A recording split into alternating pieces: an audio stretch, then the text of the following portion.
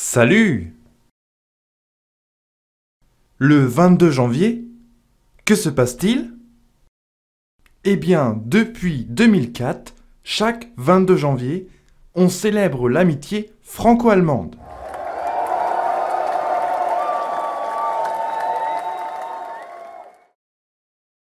C'est la journée franco-allemande. Mais que commémore la date du 22 janvier? Elle commémore la signature du traité de l'Élysée le 22 janvier 1963 par Charles de Gaulle et Konrad Adenauer.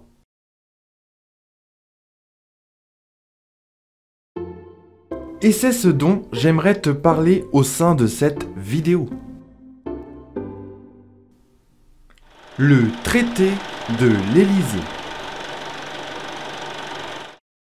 Plus précisément, je vais te présenter quels sont les objectifs qui ont été fixés par ce traité. Le traité de l'Élysée fixe les objectifs d'une coopération entre la France et l'Allemagne dans 3 principaux domaines. L'objectif est de parvenir à une harmonisation des politiques, notamment sur les questions importantes de politique étrangère, de sécurité, c'est-à-dire de la défense, et d'éducation et de jeunesse. Commençons par les premiers objectifs dans le domaine des affaires étrangères. D'après le traité, les 2 gouvernements, français et allemand, se consulteront en vue de parvenir à une position analogue, c'est-à-dire une position similaire, en ce qui concerne, premièrement, la coopération politique européenne,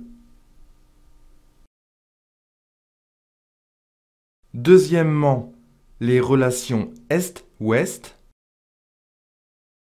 troisièmement, leur position au sein des organisations internationales telles l'OTAN, le Conseil de l'Europe ou encore les Nations Unies.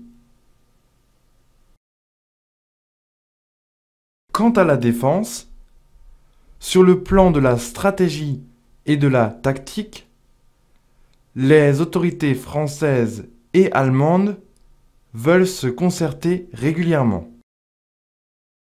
Et surtout, les échanges de personnel entre les armées seront multipliés. Plus particulièrement chez les professeurs et les élèves des écoles d'état-major. Quant à l'éducation et la jeunesse, les 2 gouvernements veulent surtout faire des efforts en ce qui concerne l'enseignement des langues. L'objectif est bien sûr d'augmenter le nombre des élèves allemands apprenant la langue française et celui des élèves français apprenant la langue allemande. Ich lerne Deutsch. Je parle français. De plus, les autorités compétentes des 2 pays veulent améliorer les équivalences des titres et diplômes universitaires. Enfin, ce traité propose la création d'un organisme destiné à développer les échanges entre les élèves, les étudiants, les jeunes artisans et les jeunes travailleurs de ces 2 pays.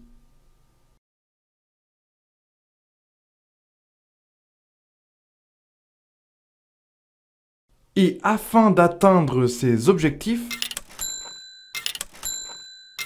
et pour accroître la coopération franco-allemande, les hommes politiques, pas seulement les chefs d'État, devront se réunir régulièrement.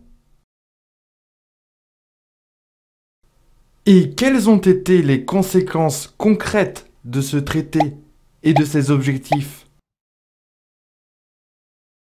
C'est une affaire à suivre.